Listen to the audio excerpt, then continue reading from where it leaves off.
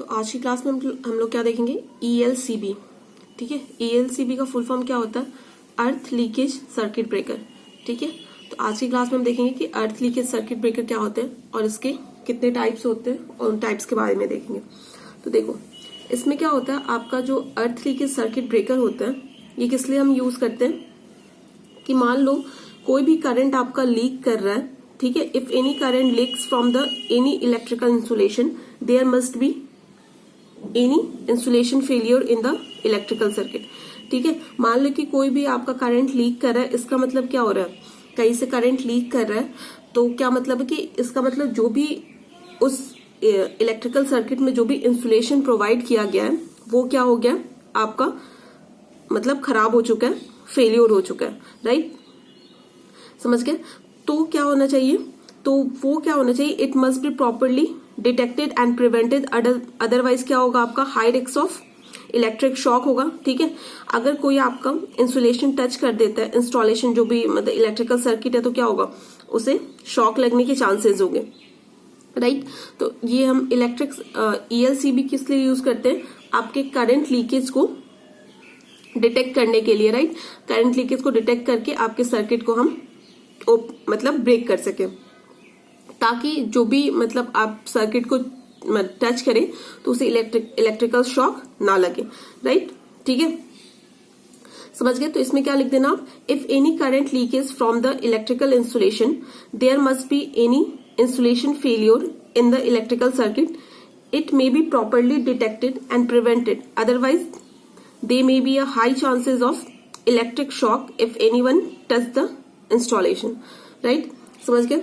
अब देखो इसमें क्या होता है आपका, तो ये जो आपका अर्थ लीकेज सर्किट ब्रेकर है ये क्या करता है, इससे आपके सर्किट को प्रिवेंट करता है। ठीक है, तो इसलिए हम क्या यूज करते हैं, आपका अर्थ ELCB। ठीक है, तो देखो ये क्या करता है आपका ELCB,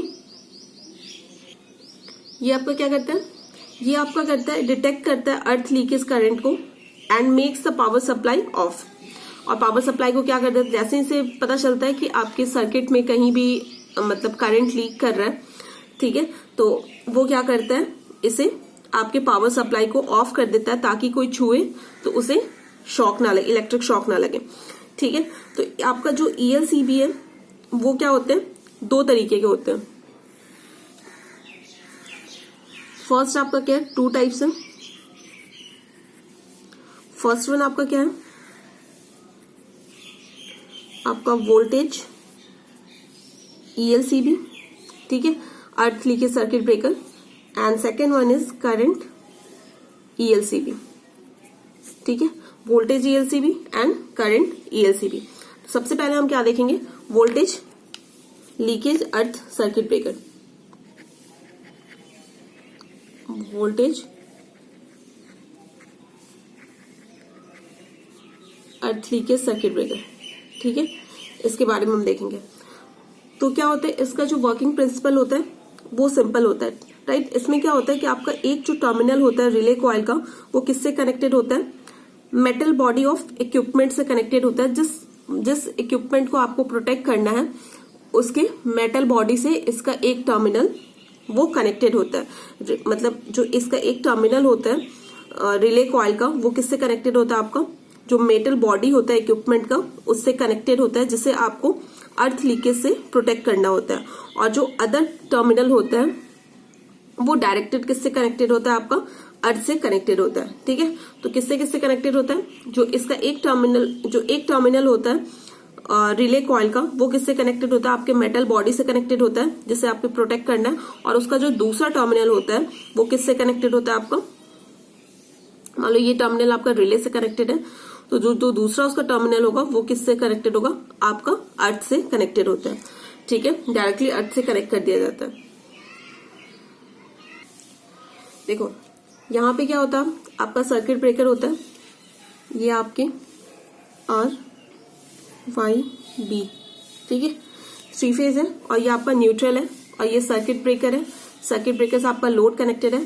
क्या होता है, आपका रिले का एक टर्मिनल आपका किससे कनेक्टेड होता है, लोड से कनेक्टेड होता है जैसे मैंने बोला, और उसका दूसरा टर्मिनल आपका अर्थ से कनेक्टेड होता है, ठीक है, और इसका भी लोड का दूसरा टर्मिनल अर्थ से ही कनेक्टेड होगा, राइट। और जो आपका सर्किट ब्रेकर होता है वो किससे कनेक्टेड होता है, आपके रिले से कनेक्टेड होता है, ठीक है। जिस मान लो कि जिस आपको इक्विपमेंट को प्रोटेक्ट करना है, दिस इज अ लोड, हमें इससे प्रोटेक्ट करना है, तो हम क्या करते हैं, इसके एक मेटल बॉडी को हम क्या करते हैं, रिले से कनेक्ट कर देते हैं, और रिले का दूसरा पार्ट हम अर्थ से, और इसका भी दूसरा पार्ट अर्थ से कनेक्ट कर देते हैं, और सर्किट ब्रेकर को रिले और लोड से कनेक्ट कर देते हैं, ठीक है। देखो, मान लो कि कोई भी इंसुलेशन फेलियर होता है, ठीक है, या फिर कोई भी लाइव फेज का वायर आपके मेटल बॉडी को टच करता है इक्विपमेंट के, तो क्या होता है, there must be a voltage difference appear across the terminal of coil, ठीक है। टर्मिनल ऑफ कॉइल के बीच में क्या हो जाता है, आपका वोल्टेज डिफरेंस अपीयर हो जाता है, ठीक है, समझ गए।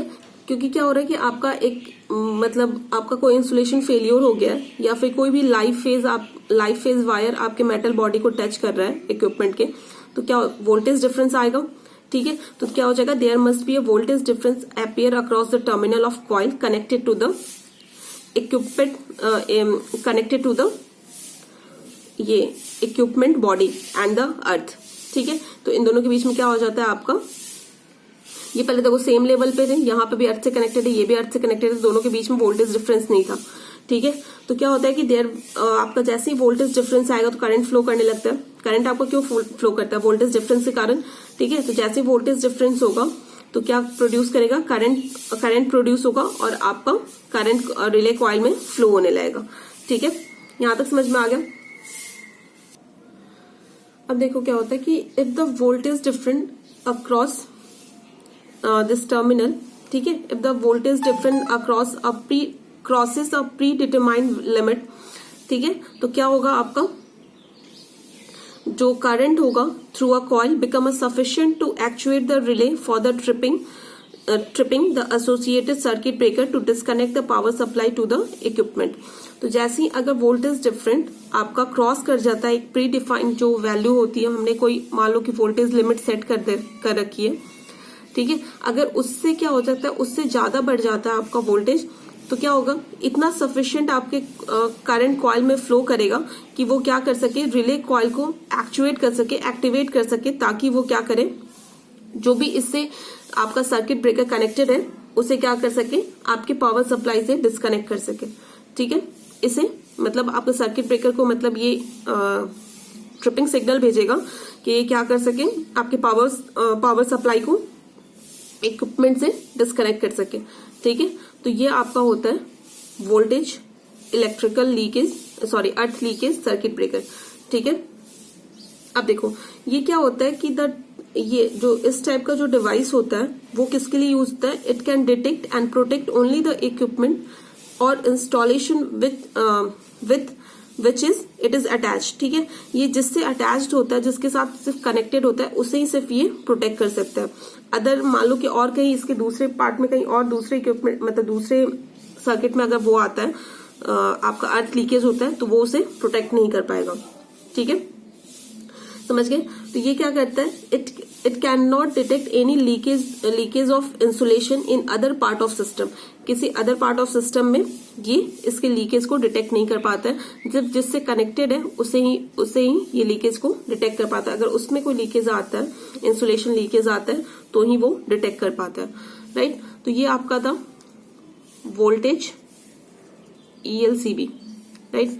अब जो इसका नेक्स्ट पार्ट होगा उसमें हम क्या देखेंगे, करंट ELCB, ठीक है, करंट अर्थ लीकेज सर्किट ब्रेकर।